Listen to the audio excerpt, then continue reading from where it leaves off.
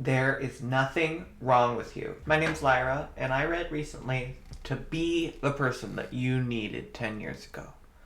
And I was really inspired by that, and I was a little scared by that because if I were starting over, my name's Lyra, I'm a transgender woman. I want to talk to you today, especially if you are a trans woman, and tell you advice that I think every trans girl needs to hear. So if you think that I have good advice and you just want to stick around, keep watching. But if you are going to be bored by trans stuff, like, listen, I've got 300 videos now, so you can click away and I promise you I've got something for you. I have been seeing a lot of really toxic discourse about trans people online recently, and I gotta say, I don't think it's been helped by Putin or J.K. Rowling. Can't believe I'm saying that. But I really wanted to speak from the heart as a trans person who is successfully assimilated into life as a woman. And for years, to be honest, I was able to ignore my transness, and it was really liberating, you know? And I almost stopped being trans because of it, because people stopped treating me like I was trans. And the only reason I'm making this video is to tell you that I was part of the problem. Because I thought that society was treating me better because they were treating trans people better. But they aren't. They're treating me better now that I am what society wants me to be. You know, if I were to let my beard grow out, people wouldn't treat me well anymore. And there's a certain degree of privilege that comes with that I used to not realize I wielded.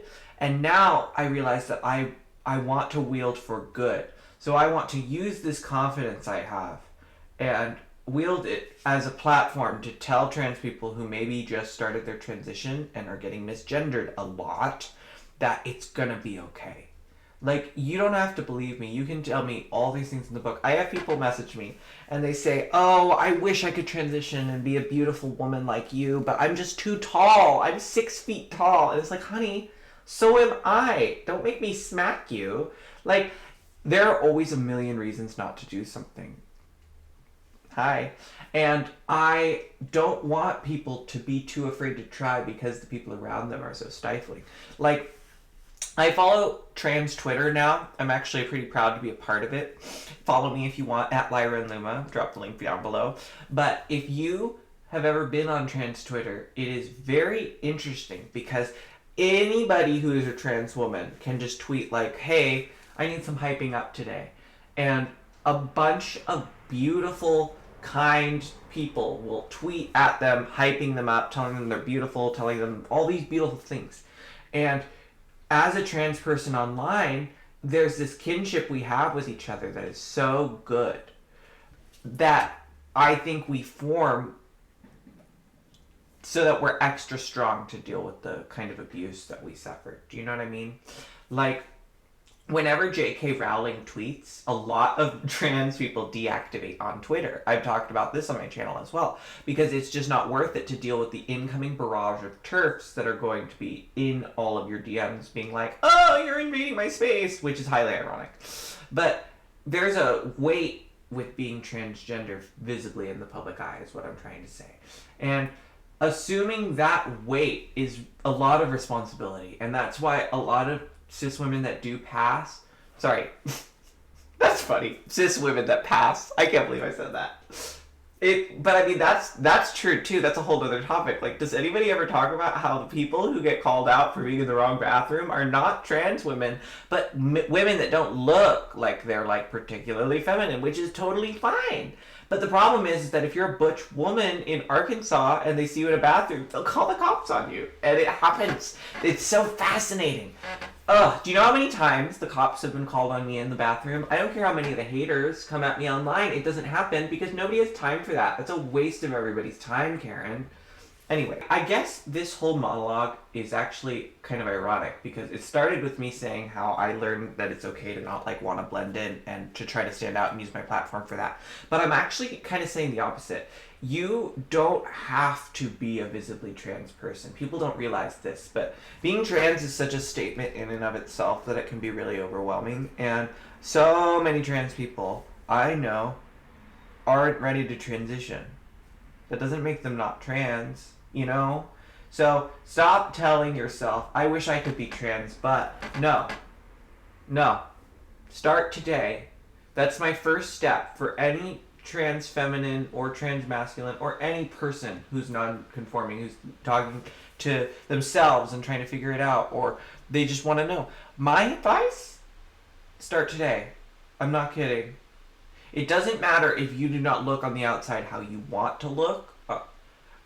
As long as you honor who you are on the inside, I truly believe that slowly, over time, your outside will start to show what reflects. And maybe that's because of my privilege, and that is what happened, because I was lucky enough to be able to medicate my dysphoria. That is why I'm so passionate about letting people do it. I used to be on YouTube for the wrong reasons. I used to be on YouTube because I wanted to have a YouTube channel, you know? But now I'm still here because I feel like I'm the only person talking about some of this stuff. And I want to be that person, you know? I want to be the one that says, hey, by the way, no J.K. Rowling, no Dave Chappelle, somebody who can advocate for trans people and tell trans girls how they can braid their hair. Tell trans girls that it's okay that gamers hate them and don't want to have sex with them. There are so many trans girls I know that are afraid to date anyone that's not trans, and that's very valid. But do you want to know why? Because contrary to what the TERFs make you want to believe, everyone's saying oh, it's transphobic to not want to date me. No, a lot of these girls don't feel that way. They are too afraid to make someone date them. That's how much they hate themselves. Let that sink in. And to anybody who may feel that way, who may feel ugly, just remember that a lot of people have felt that way before, that it wasn't rational. There's a time in my life where I felt really ugly and undesirable, and looking back, that was a really stupid thing. And my second bit of advice for any trans person that may be going through it is it's time to recognize narcissism. I mean it. Because most people think of narcissism in the, oh, I love myself, I'm just so good, I'm so amazing. But narcissism is more complicated than that. And when I learned that my self-hatred was a type of narcissism, it changed my life. I'm not kidding. Because I realized, oh my God, this is narcissistic. All I'm doing is thinking of how important my flaws are. All I am doing is assuming that everybody is constantly thinking about me. And that is the epitome of delusion. So if you, anytime you go outside, are worried about people clocking you, or worried about people seeing you, or being weird about you, maybe there's a part of that that's valid. But just remember that that is also a narcissistic tendency to assume that people are thinking about us. Because yes, if you are visibly queer, people do tend to stare. People do tend to attract attention with you. But a lot of trans people are a lot less visibly queer than they think they are. And some trans people can be as gorgeous as they want, and they'll still feel like that little bullied trans kid. So sometimes it's time to take a step back. My third bit of advice, take a step back and analyze, am I being dysphoric out of habit right now? Or am I actually feeling it? There have been times where I'm staring in the mirror and I'm really feeling bad about my forehead. And then I remind myself, wait a minute. Am I really feeling bad about my forehead? Or am I feeling bad about my forehead because my whole life people have reinforced that I should feel bad about my forehead? Do you know what I mean? One time when I was working retail, this sweet woman came up to me and she said, you have such a beautiful forehead. And I was stunned. I had never, ever liked my forehead. You know, everybody nitpicks one little bit of their appearance. Well, mine is my whole life been my forehead. And this was what I was complimented on out of nowhere. And I was like, that's insane. I think you have a beautiful forehead. And she's like, really? I hate mine. And I just thought that was so... I had a moment there. I was like, wow, beauty is in the eye of the beholder. And so many of us just are so practiced in disliking ourselves. So just remember, that's my bit of advice. It might sound weird, but if you're feeling particularly low, you have to ask yourself, am I just habitually hating myself? Because it is a strong habit that can reinforce itself with often, like, I know it all too well. And it's time to let go of that narcissistic tendency. Be careful about what kind of trans person you surround yourself with. And obviously you need to be careful about whatever type of trans people you surround yourself with. Sorry, I say trans people. Let me rephrase. Obviously you need to be careful about any kind of people at all. Like, that's not what I'm saying. What I'm saying is, there was a time in my transition when I was only hanging around other trans people, only talking about being trans, vlogging about being trans, and like my whole life was about being trans. And I think there was a darkness that grew out of that. And I have been able to work past that, but I'm making this video as like, if you are in that place, maybe you're surrounded by a lot of people who are questioning their gender, maybe they're very dysphoric. You know, the truth about transition is a lot of dysphoria comes with it, and a lot of sadness. A lot of happiness, growth also come, but you have to be there for sadness too. And sometimes it can be too much, you know? So my fifth bit of advice is learn when it's time to become a recluse in a way. Like, the most resilient creatures in nature are the ones that know how to hide. And I think as a trans person, it is very important to know how to hide. I hate to say it, but for a large portion of my adult life, I have been a trans person that kind of hides. And I only recently started to become really proud of my transness again, and I am doing that hopefully to inspire, but it's not just to inspire other people, it's to inspire me. And it does inspire me. You know, it makes me so happy that I am touching people and inspiring people. And not just inspiring them, but I'm getting messages from people, and that is what's keeping me going.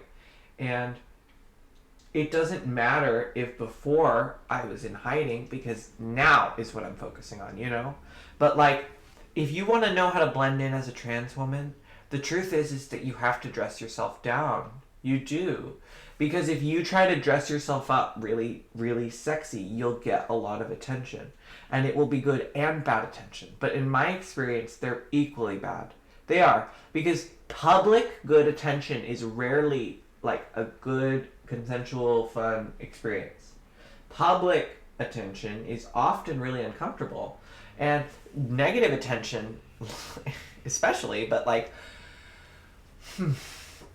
My point is that as a trans person, there is a common term called boy moting, and I was actually boy moting for a large portion of my life, and I eventually became kind of so bad at boy moting that I had to rush myself into trying to like go full-time girl, because I just couldn't do it anymore. But like, when I first started my transition, I didn't go full, okay, I'm a girl now, everybody's gonna treat me like a girl.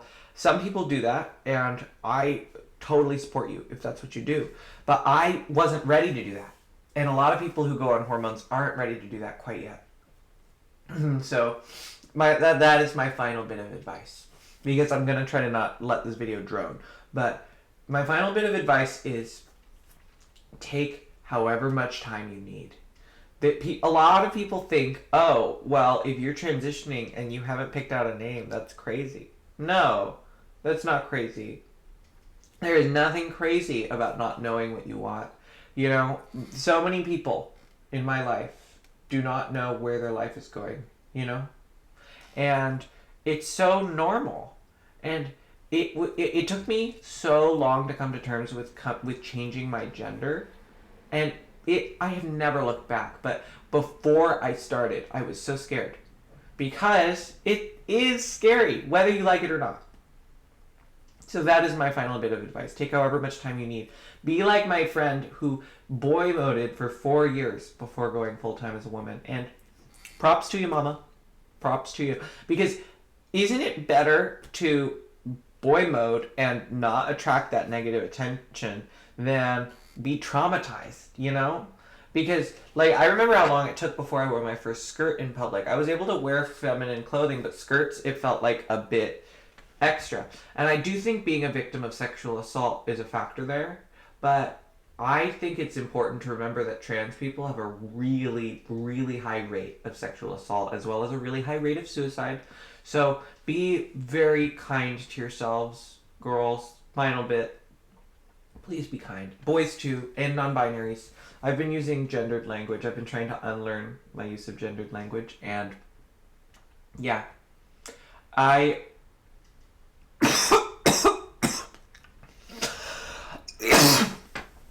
every day these motorcyclists. Do you have any idea what it's like trying to record an album? Like trying to record anything for that matter next to a street with that happening 24/7? I feel like I was committing like Chinese water torture on myself trying to do that anyway. Okay, that's my final bit. If you like this video, I hope you comment, subscribe, share this with your friends, maybe hit that notification bell. I'm a really small creator, but I do have a small group of close-knit fans, so if you want to join us down below, I'd really appreciate it. And don't forget to subscribe.